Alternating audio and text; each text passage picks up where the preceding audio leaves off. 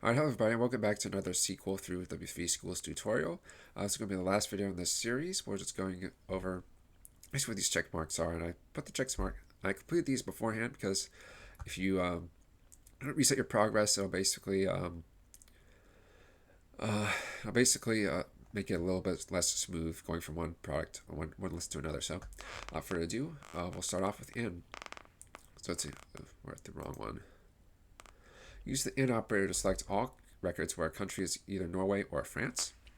So because we have the where word here, we're going to, in our sentence, we have to put in where, because we're looking for where the country is Norway or France. And we're looking for whether that country is in something, so we'll say we're looking for where country. And we're looking for all the records where country is either Norway or France, so we'll have to type in at the very end. Now, we have France here. You could probably guess that Norway is supposed to come into this box. And the way you put it in there is we have to put in a parentheses, then a quotation mark. Do single quotes or double quotes. Norway. Oops. Well, it's case sensitive. It's not case sensitive, so it doesn't matter if there's a capital O in there. But there's Norway. Quotations, close quotes, and a comma. Then we have France. Basically the same sort of syntax. It just has one kind of single quotes, and at the end we just close the bracket. So that's correct. Use the in operator to select all the records where country is not Norway and not France. So it's basically very similar to what we just did. We're going to type in where, and then we're looking for the country because we're looking for where the country is not Norway and not France. Now we're going to type not because we're looking for what's not, and we're looking for countries that are not in France or Norway. So basically, where country not in. Correct. Now between is pretty easy to get a feel for. So let's see. Use the between operator to select all records where the price value of the price column is between 10 and 20. So again, we have select all from products, where price, and to do between, we type in between. I'm looking for between 10 and 20. So if it's between something that, even if there's a number here, you're going to type in and in between them. So we're looking for the prices which are between 10 and 20. So we're going to type in 10. And we have and, because I just mentioned that, we're using between. So it's using strings to I guess, add to our line. So we're using 10 and 20. That's correct. Use between operator to select all the records where the value of the price column is not between 10 and 20. So looking at where price not between, because again we're looking for what price is not between 10 and 20, just like before. So that's correct. Use between operator to select all the records where the value of the product name is alphabetically between Geitnost and Pavlova. So again, it's very similar to what we did with the numbers. We're going to type in between space. We're looking for between Geitnost and Pavlova. So we're going to type in Geitnost and Pavlova. And don't forget your quotes around your things that you want to work on, if it's a name or a string or something. So I'm going to submit answer. Correct. Alias is very simple. It's just giving another name to a table or a column, basically. So when you do this is you type in AS, then you have a space. And when displaying the customers table, make an alias of the postal code column. The column should be called P&O instead. So again, I mentioned the AS stands for alias. We have a space. Then we have P&O because it's the one we want to create. So that's correct. When displaying the customers table, refer to the table as consumers instead of customers. So again, we're going to use an alias. We're going to type in AS space. And we'll give our alias name consumers because that's what our exercise is asking us to do. That's correct. Insert the missing parts into the join clause to join two tables, orders, and columns using the customer ID. Using customer ID field in both tables as the relationship between the two tables. So because we're starting off with orders, we're going to type in on. Then we want to select basically customer ID and orders. So we're going to type in orders dot customer ID. So we want to use customer ID field in both tables as a relationship between the two tables. So we're going to type in the name of the next table, which is customers. And then we're going to have to type in customer ID. So again, starting from, so it's slightly complicated, but again, if you just start from the beginning, let's see. Select all from orders, left join customers. So left join, I believe is orders. So it's on orders dot customer ID equals customer ID, customers dot customer ID, because we're basically saying that, okay, we're saying that they're going to be part of the same new table. So it's the clause to join the two tables using the customer ID field in both tables as the relationship by which they're being joined. So we're going to submit correct.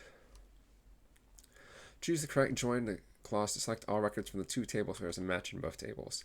So the way we do this is that we're looking for an inner match. So we're going to type in inner join. Choose the correct join clause and select all the records from the two tables where there's a match in both tables. So we're going to look for a match. We're going to start with customers. And that should give us a correct answer. Choose our next exercise. Okay, choose the correct join clause to select all the records from the customers table plus all the matches in the orders table.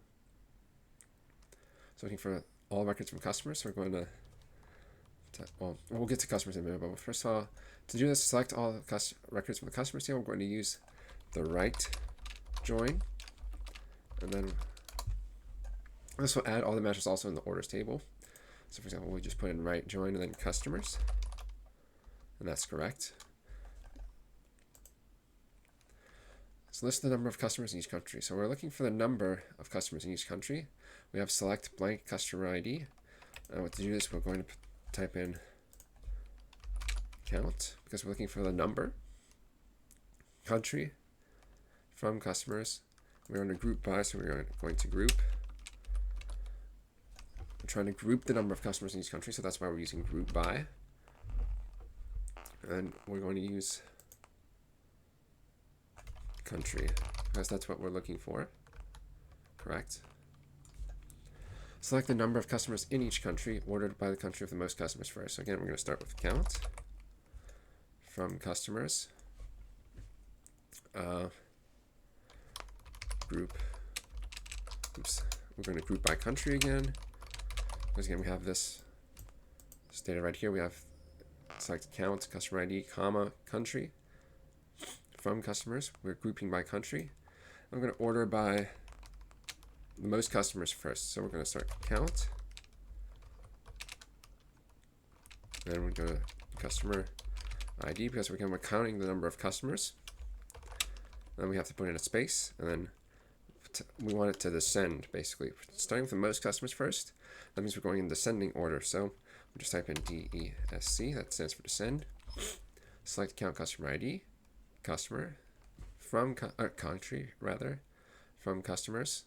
We're going to group it by country and then order it by customer ID. So that's correct.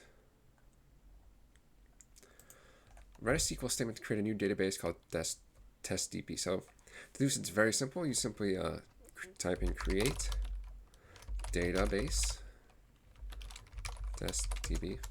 That's correct. Write the correct SQL statement to delete a database named testdb. Now you think you use the word delete here, but you're not going to use delete. You're just going to use the word drop to say, okay, we want to delete a database. So we'll type in drop database, and then we're typing in the database name. That's correct. Now basically, for tables, it's exactly the same thing. It's just this particular example has a bunch of values in the table. So we're going to type in create table. We're going to call it person. So this is exactly the same as so far as creating databases and deleting databases. So we're going to submit our answer, correct. Write the correct SQL statement to delete a table called persons. So again, we're just going to write drop table. That's exactly the same as the database. That's correct. Use a truncate statement to delete all data inside a table. So again, it's very simple, just like drop, just like create.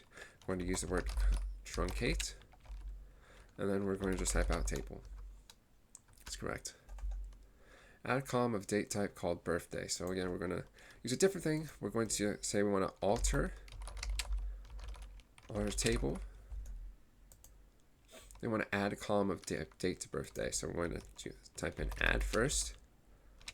Then we want to add birthday to date. So we're going to type in birthday at call. We're going to end with date.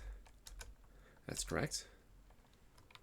And for our final exercise, we're going to delete the column birthday from the persons table. So we're going to type alter table. And we're going to delete the column from the birthday. So we're going to use our drop. And then we're trying to drop from column. So we're going to drop the column birthday. That's correct. And yeah, so that's the end of the W3 Schools tutorial. Always the tutorial questions. If you really want to go more into detail, you can or you could just check out some of the more examples. There are some things that were covered there that weren't covered here, but this is basically meant to be the very basics of SQL. So I didn't want to go into too much detail. Maybe I'll make another video series about SQL more in depth. But for now, that's the end of this particular series. Hope you guys had a good time and enjoyed. And please like, comment, subscribe. I'll see you in the next one.